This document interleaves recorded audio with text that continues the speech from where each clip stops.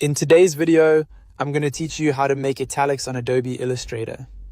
If you want to give your text a more slanted, stylized look in Illustrator, the good news is that the process is very quick once you know where to find the right setting.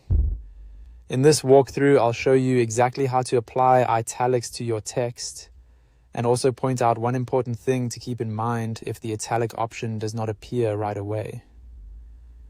To begin, open your Adobe Illustrator file. Make sure the document containing the text you want to edit is already on screen, so you can work directly with it.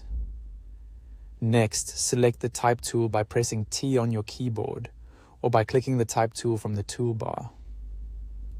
Once that's active, highlight the text you want to change. This step is important because Illustrator needs to know which text object or which specific characters you want to format. If you only want part of a sentence in italics, just highlight that portion. If you want the entire text box changed, select all of the text inside it. After that, move over to the Properties panel on the right side of the screen and find the Character section. This is where Illustrator gives you control over text formatting options like font, size, spacing, and style. If your panel looks a little different, just focus on locating the area related to text settings. Inside the Character section, look for the Font Style drop-down field. This is the menu that lets you switch between variations of the selected font, such as regular, bold, italic, or other available styles. Click that drop-down, then look through the available font family options.